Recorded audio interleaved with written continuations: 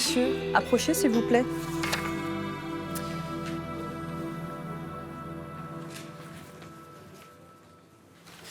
Et vous, maître, votre cliente est absente? Non, elle ne se déplacera pas. D'accord, très bien. La victime est absente. Elle est représentée par son avocat. Donc, monsieur, aujourd'hui, vous comparaissez parce qu'il vous est reproché d'avoir volontairement commis des violences ayant entraîné une incapacité totale de travail n'excédant pas 8 jours, en l'espèce 3 jours, sur madame. Mais avant toute chose, puisque vous n'aviez pas vraiment reconnu les faits lors de votre audition, est-ce que vous reconnaissez les faits aujourd'hui devant ce tribunal? Vous ne reconnaissez pas les faits? Oui. D'accord. Alors, j'ai une plainte en fait de la victime. Donc, je rappelle, on est au 20 septembre 2020, donc il y a déjà un petit moment, maintenant plus de 2 ans. La victime va indiquer qu'elle est propriétaire en fait d'un appartement qu'elle loue à 4 personnes différentes, donc avec 4 baux distincts. Donc, manifestement, c'est un grand appartement. Monsieur, vous aurez la parole après. Je fais un résumé et après vous pourrez vous expliquer. Donc, elle va indiquer que vous avez bien évidemment un bail dans le cadre de cet appartement.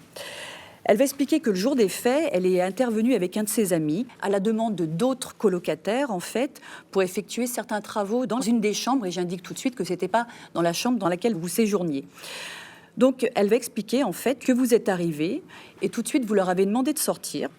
Vous allez même ouvrir la porte et monsieur, qu'on va auditionner également dans le cadre de cette procédure, va indiquer que vous l'avez empoigné et que vous l'avez obligé, en fait, à sortir. À ce moment-là, la victime va expliquer qu'elle s'est rendue dans le séjour. Elle était en présence de sa petite fille qu'elle avait dans ses bras. Et là, elle va indiquer que vous lui avez donné un coup sur le dos alors qu'elle voulait récupérer son sac. Donc cette victime, en fait, a dû sortir et elle va indiquer qu'elle a quand même des problèmes de santé, que vous en aviez connaissance, que vous aviez volontairement porté des coups sur elle. Alors, qu'est-ce que vous nous dites aujourd'hui, monsieur? La plaignante n'est pas mon bailleur. Voilà, sur mon contrat, c'est écrit, je l'ai avec moi. Et quand tu n'es pas bailleur d'un logement, tu n'as aucun droit, sans avoir prévenu l'ensemble des locataires, de rentrer dans le logement, en fait. Et aujourd'hui, j'ai dû quitter le logement, alors que logiquement, je suis toujours sous contrat de bail, parce que j'ai envie d'éviter ces situations de violence. Et donc, forcément, c'est pas que je nie, c'est que ça n'a jamais été fait de ma part, les faits qui me sont reprochés. Alors, c'est pas tout à fait ce qui a été transmis, en fait, en tout cas au tribunal. Avec moi, j'ai mon contrat de bail, madame. En fait, aujourd'hui, monsieur, je vous indique qu'on vous reproche des faits de violence. Qui n'ont jamais existé. Moi, j'ai pris mes vidéos, mes photos avec moi pour vous montrer que c'est des situations qui devenaient récurrentes. J'ai tout filmé pour vous montrer que je suis pas acteur de ces faits de violence. Alors, madame est allée voir ce qu'on appelle l'unité médico-judiciaire. Les unités médico-judiciaires, UMJ, sont des établissements où des actes médicaux sont réalisés à la demande de la police ou de la justice.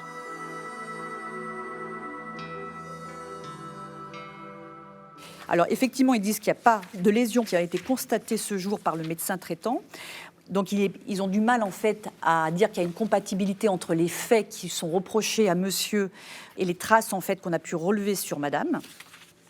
Mais pour autant, il y a quand même 3 jours d'ITT qui ont été prononcés pour cette dame. Ces unités font des constats de coups et blessures et déterminent s'il y a une incapacité totale de travail, c'est-à-dire le temps durant lequel la victime ne peut plus effectuer des gestes de la vie quotidienne.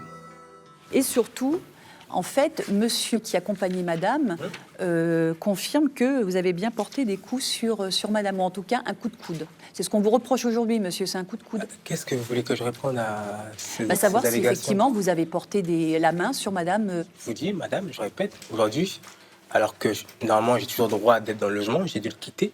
Alors là, monsieur, on ne parle pas du logement. Vous me parlez du logement. Moi, je vous parle de faits de violence, monsieur. C'est totalement faux, absolument faux. C'est tout ce que je peux vous répondre. Ben, monsieur, vous-même, vous dites devant ce tribunal que finalement, vous ne connaissiez pas cette personne, qu'elle n'avait aucun droit de rentrer dans le logement. Voilà. On peut très bien imaginer que pour la faire sortir, vous ayez porté un coup sur elle. J'ai fait des mains courantes et des plaintes, justement, pour prévenir de cette situation, madame au commissariat. Alors, monsieur, oui, il y a effectivement une nouvelle plainte contre vous. D'ailleurs, le 18 janvier, encore. Ouais, mais moi aussi, j'ai fait des plaintes et des mains courantes. Pour quelle raison, monsieur? Justement, pour prévenir le commissariat qu'à chaque fois que madame venait dans le logement, il y avait toujours des tensions, des insultes, des violences morales, des violences physiques. Enfin, pas Des violences morales et physiques. À votre égard, monsieur? Violences morales et physiques. Donc on vous a tapé dessus, violence physique. Ça se frottait, ça se poussait, ça cherchait la petite bête. Et vous avez porté plainte ou pas? Bien Non, sûr. vous avez fait que des mains courantes. Non, J'ai pas de traces de mains courantes, monsieur. J'ai des mains courantes et j'ai ça avec moi. J'ai des mains courantes et je l'ai porté à plusieurs reprises. Alors pourquoi, madame, vous accuse en fait de faits de violence? Parce qu'en Quel est fait, son intérêt? c'est que je quitte le logement en fait. Parce que j'avais des impayés, c'est vrai. J'avais des difficultés pour payer mon loyer parce que je ne trouvais pas de travail. Et l'intérêt pour lequel elle porte plainte pour des faits de violence, c'est que je quitte le logement. Donc c'est ce qu'elle voulait et c'est ce qui s'est passé. Monsieur a été également entendu dans le cadre de cette procédure. Je ne sais pas qui c'est. C'est celui qui était présent pour les travaux dans votre logement. Ok. Et il confirme effectivement que vous avez porté la main sur madame. Pourquoi il dirait ça, monsieur? Il a des vidéos, des photos, parce que moi j'ai des vidéos et des photos à vous montrer, madame. Non mais aujourd'hui, monsieur, c'est vous qu'on juge. Il dit ce qu'il veut, hein. Il peut dire que je l'ai frappé ou pas, je ne sais pas de quoi il parle en fait. Je ne sais même pas qui c'est. Et je ne sais même pas quand il y a eu des travaux dans le logement. J'ai jamais été prévenu de travaux par mail ou par SMS. Alors qu'est-ce qui s'est passé ce jour-là précisément, monsieur? Donc ce jour, ce 20... C'est récurrent en fait. Non mais monsieur, alors monsieur, répondez à ma question. Qu'est-ce qui s'est passé ce jour-là? Quand vous avez vu monsieur... Je ne sais pas qui c'est moi. C'est le monsieur qui était présent. Vous en souvenez quand même de ça? Je ne me souviens pas de cette personne, madame Martin. Est-ce que vous vous souvenez qu'il y avait une autre personne? Mais comme là, sur les photos que j'ai, il y a toujours des personnes monsieur, avec... est-ce que vous vous souvenez que Non, ce pas jour-là, du tout. vous en souvenez pas de sa Par présence? contre, madame, je sais qu'elle vient régulièrement dans le logement. Bon. Avec sa fille. Vous vous souvenez pas de l'avoir empoigné, ce monsieur, comme il le dit? Mais ça, c'est ce qu'il dit, ça. Mais moi, je sais même pas qui c'est. Je vous demande pas de savoir si vous savez qui c'est. Non, si vous vous alors je souvenez me rappelle pas de cette qui situation. était présent en fait dans ce Cette logement. situation, pour moi, elle n'a pas existé. Donc en fait, vous vous souvenez même pas en fait des faits. Alors si je, si, Bah, il si je comprends bien. y a pas eu de violence de ma part. Il n'y a pas eu de violence, mais vous vous souvenez quand même des faits alors. Quel fait? Que madame est intervenue dans ce logement, qu'elle était présente avec quelqu'un d'autre.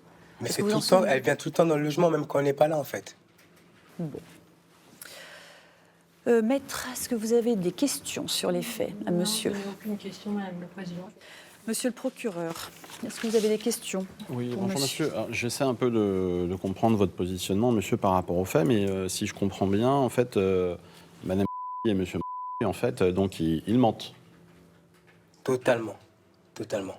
Donc c'est une forme de complot contre vous, parce que vous avez quand même deux personnes qui, effectivement, confirment qu'il y a eu des violences. C'est un complot pour que je quitte le logement. D'accord. Vous considérez que vous avez eu, j'essaie de comprendre, un comportement exemplaire avec la plaignante et avec le témoin. La plaignante, moi, je ne sais même pas qui c'est. Contractuellement, je n'ai pas de lien avec elle. J'ai envie de dire peu importe, puisque vous comprenez bien, monsieur, que quel que soit, je veux dire, le statut juridique de la plaignante, vous n'avez pas le droit de mettre un coup de coude, si du moins de coup de coude il y a eu, vous voyez, vous comprenez ça ou pas? En fait, dans le logement, elle n'a même pas le droit de rentrer. Bon, donc vous contestez effectivement les faits et vous considérez qu'il n'y a pas eu de votre part, De ma part. de violence exercée, Aucun. ni physique, ni verbale? J'ai tout fait pour aller dans ce sens, des photos, des vidéos, des mains courantes, des plaintes. Je ne peux pas faire mieux, en fait, pour C'est noté. prouver ma bonne foi. Alors monsieur, on va parler de votre personnalité maintenant. Ok. Alors vous êtes connu de la justice, votre casier judiciaire porte trace de 2 mentions, monsieur. Donc vous avez été condamné par le tribunal correctionnel de Paris en 2017 à 3 mois d'emprisonnement avec sursis pour des faits de violence dans un moyen de transport collectif de voyageurs sans incapacité. Vous avez connaissance, monsieur, de cette condamnation? Ah, bien sûr. Oui. Et le 18 juin 2020, le tribunal correctionnel de Meaux, également, c'est un jugement contradictoire, donc vous étiez présent. 2 mois d'emprisonnement avec sursis probatoire pendant 2 ans, monsieur, pour des faits de violence sur un ascendant, suivi d'incapacité supérieure à 8 jours. Le sursis probatoire est une peine d'emprisonnement non exécutée à condition que le prévenu respecte un certain nombre d'obligations.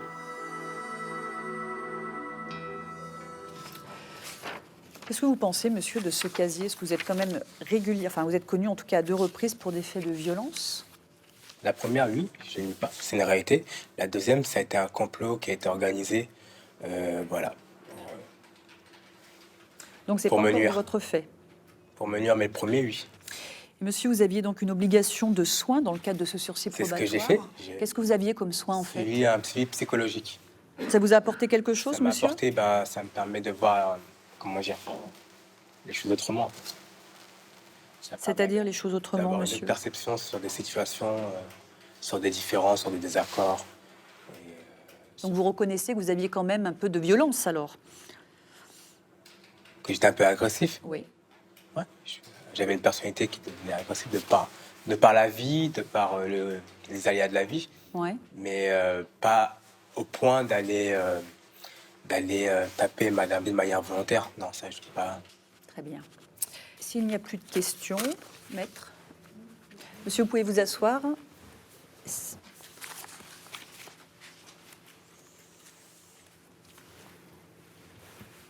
Alors, si j'ai bien compris, c'est monsieur qui est la victime dans ce dossier. Je ne pense pas que nous ayons la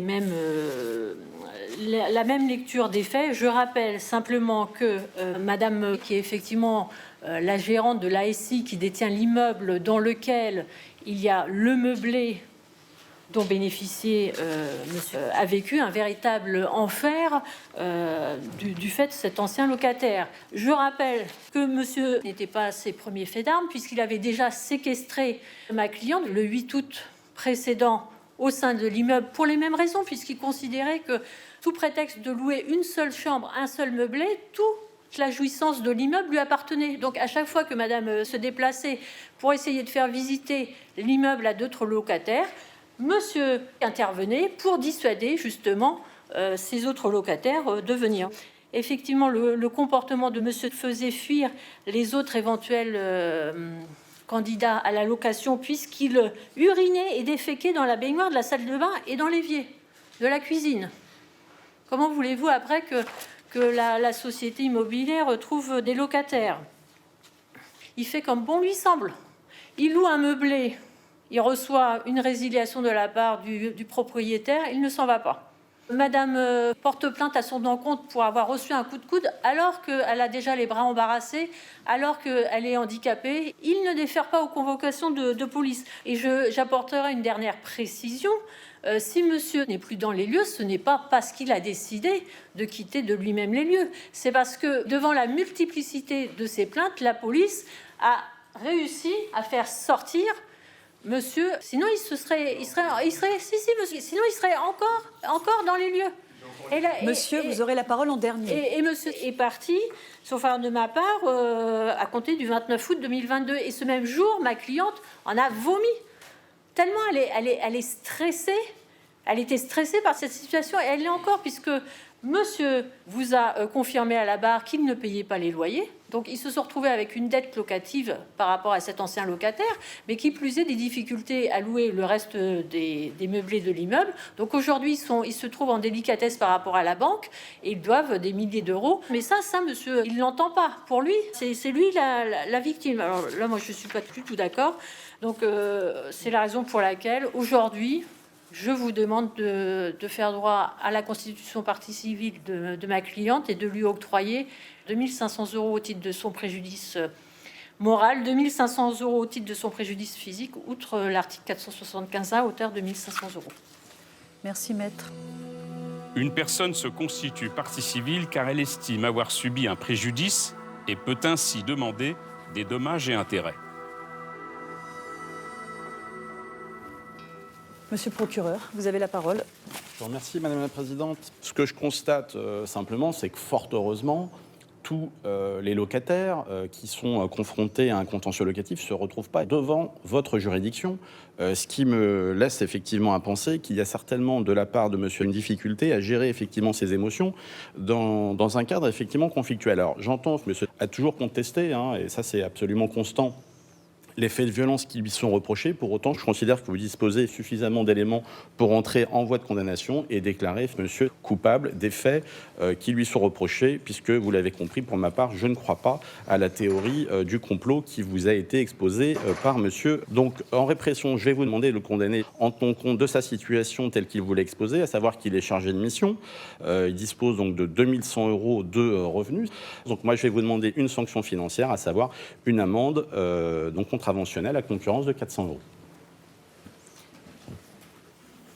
Merci, monsieur le procureur. Approchez-vous, s'il vous plaît. Merci. La loi vous donne la parole en dernier. Qu'est-ce que vous voulez rajouter pour votre défense, monsieur? Moi, j'ai entendu les positions de l'avocate, les positions du procureur. Après, chacun va dire ce qu'il veut. Mais le logement, je l'ai quitté et j'ai les clés. Je pourrais y rentrer dans le logement. Mais je sais très bien que je vais me retrouver là pour des faits de violence. Donc je sais très bien que si je suis accusé de faits de violence, c'est la case prison. Et justement, c'est pour éviter tout ça que j'ai quitté le logement. Et maintenant, j'entends des positions qui me sidèrent, en fait. J'ai fait preuve de bonne foi pour éviter ça. Et là, on me reconnaît coupable. Très bien. Bon. Le tribunal va suspendre l'audience pour délibérer, pour vous libérer, maître. La décision sera rendue après la suspension de l'audience, monsieur. Donc vous pouvez attendre dans la salle. Pour le délibéré, la présidente du tribunal se retire avant de prononcer son jugement.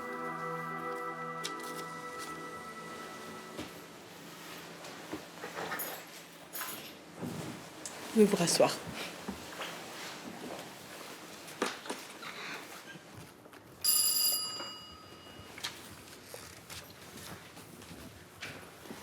L'audience est reprise, veuillez vous asseoir. Approchez, s'il vous plaît. Donc, monsieur, par jugement contradictoire, ça veut dire que vous êtes présent, monsieur, vous êtes déclaré coupable des faits qui vous sont reprochés. Et en conséquence, vous condamne à une amende contraventionnelle de 100 €, monsieur. En outre, le tribunal reçoit la constitution de partie civile de madame au titre de son préjudice corporel. Déboute en fait madame de ses demandes parce qu'il n'y a pas de lésions qui sont constatées en lien avec les faits allégués. Donc le tribunal vous déboute de vos demandes, mais en revanche au titre de son préjudice moral vous accorde 300 € et au titre de l'article 475-1 600 €. Donc voilà monsieur, vous avez été déclaré coupable, le tribunal estime qu'il y a suffisamment d'éléments contre vous.